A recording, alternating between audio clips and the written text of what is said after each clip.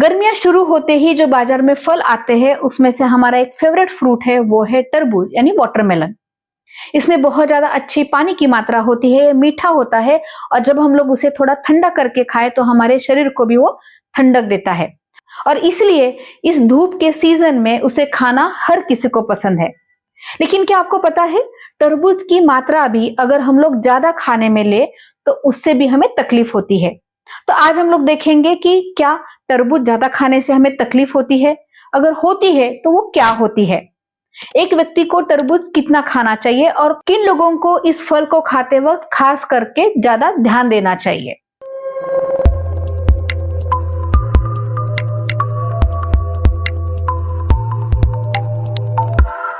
तरबूज में कई सारे पोषक तत्व होते हैं।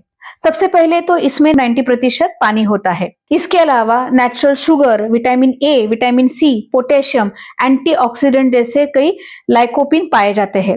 ये शरीर को हाइड्रेट रखता है, त्वचा के लिए बहुत हेल्दी होता है और हमें गर्मी में लू से भी ये बचाता है। लेकिन समस्या तब शुरू होती है जब इसका प्रमाण, इसकी क्वांटिटी हमारे खाने में बढ़ जाती है। तरबूज ज्यादा खाने से होने वाली जो समस्या है उनमें सबसे कॉमन होती है पेट की समस्या या डाइजेशन का प्रॉब्लम। तरबूज में बहुत ज्यादा मात्रा में पानी होता है, फाइबर होता है और इसलिए जब इसकी मात्रा खाने में बढ़ती है तो बॉडी में ज्यादा फाइबर और बहुत ज्यादा पानी जाने की वजह से इंडाइजेशन हो सकता है। पेट फूलना, भारी भारी लगना और किसी किसी को इवन दस्त भी हो जाते हैं। दूसरी समस्या है ब्लड शुगर का लेवल बढ़ना।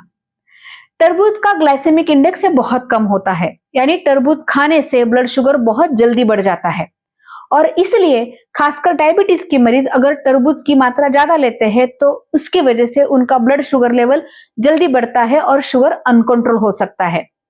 लेकिन याद रखिए, डायबिटीज के मरीज को पूरी तरह से तरबूज बंद करने की जरूरत नहीं है, लेकिन जब आप खाएं तो 1 से 2 स्लाइस तक उसे सीमित रखिए।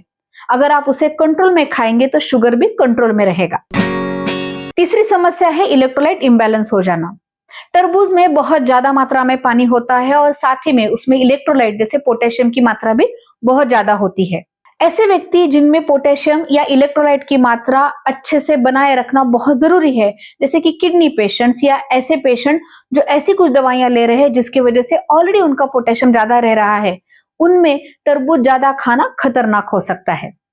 ज्यादा पानी पीना भी किडनी पेशेंट्स के लिए उनका जो फ्लूइड है उसका ओवरलोड करता है और उन्हें वो तकलीफदायक हो सकता है। इसलिए अगर आपको ऑलरेडी सोडियम पोटेशियम इम्बैलेंस की तकलीफ है या आपको पानी ज्यादा होने की वजह से कुछ तकलीफ हो रही है तो आपको तरबूज की मात्रा बहुत सीमित रखनी चाहिए।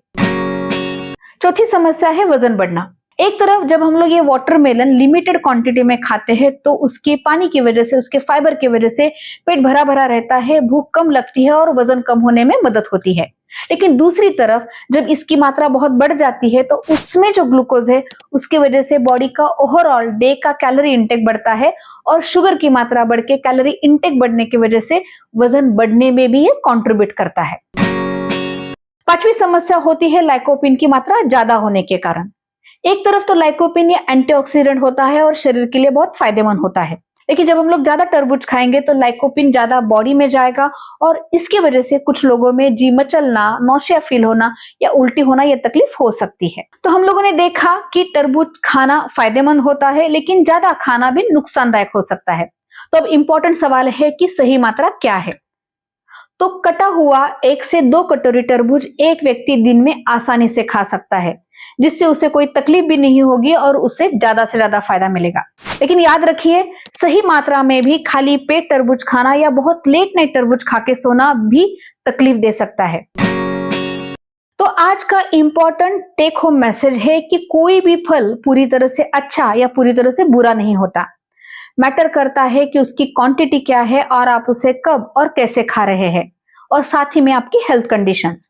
तरबूज खाने से हमें फाइबर मिलते हैं, इलेक्ट्रोलाइट बैलेंस मेंटेन होता है, हमारे बॉडी को ठंडक मिलती है, लेकिन सेम टाइम हमारा शुगर बढ़ सकता है, वजन बढ़ सकता है, किडनी या डायबिटीज के मरीजों को तकलीफ हो सकती है। तो इसलिए सही मात्रा और सही समय बहुत जरूरी है। तो ये जो इंपॉर्टेंट जानकारी है बाकी लोगों के साथ शेयर करना ना भूलिए। तो ये वीडियो को लाइक कीजिए, शेयर कीजिए, चैनल को सब्सक्राइब कीजिए। हम लोग अगले हफ्ते फिर मिलने वाले हैं, तब तक टेक केयर।